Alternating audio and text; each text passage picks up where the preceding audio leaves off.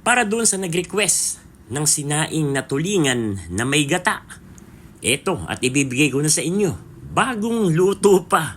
At talaga namang masisiyahan kayo dahil nilagyan pa natin ito ng sariwang kamyas habang ating ginagataan. Let's get it on! Balikan natin ang pagsasaing ng tulingan. Atin itong hinugasan, nilinisan at pagkatapos ay tinanggalan ng buntot ayon na rin sa kasabihan. Atin muna itong gigilitan at pagkatapos ay pipigaan or palalaparin natin dahil nga alam naman natin na pag ang sinaing na tulingan ay malalapad kasi nga daw ay pinipiga. Pagkatapos atin itong aasnan sa magkabilang katawan. Set aside mo muna tayo muna ay mga ngapit bahay habang wala siya sa kanyang bahay. Mangunguha ng kamyas sa bakuran, huwag kayong maingay. At baka mayroong makatanaw. Sa isang palayok, maglalagay tayong dahon ng saging. Lalatagan natin ito para may sapin sa ilalim. Taba ng baboy, luya at kamyas sa ilalim. Pagkatapos ay ating babalutin din ng dahon ng saging yung ating mga tulingan. Isalansan mo ng maayos sa loob ng palayok.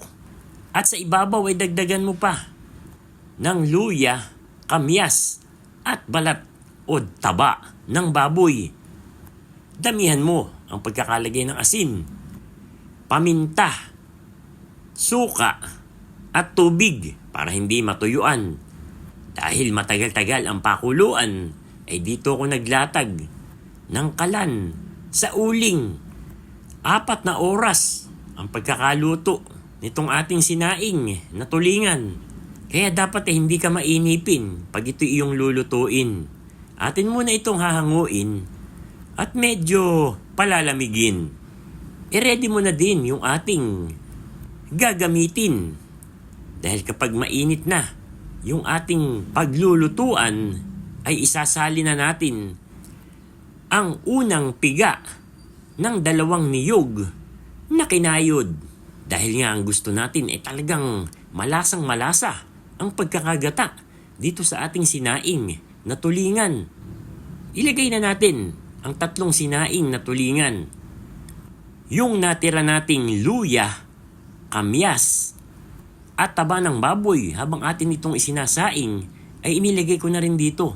Tapos ay naglagay pa ulit tayo ng fresh na kamyas. Pag kumulo, ilagay na natin yung mustasa. Mas gusto ko ang mustasa kapag mayroong ginataan, lalo na sa tulingan. Pero teka, ikaw, ano ang inilalagay mo? Ang iba kasi ay pechay. And there you have it, kay Indonesian, mga kadadelicious. Ito, yung ating version ng ginataang sinaing na tulingan. Talagang ang lutong probinsya ay sadyang kakaiba. Lalo na kung ang mga ingredients ay makukuha mo lamang diyan sa tabi-tabi. Makukuha mo ng sariwa at syempre, libre.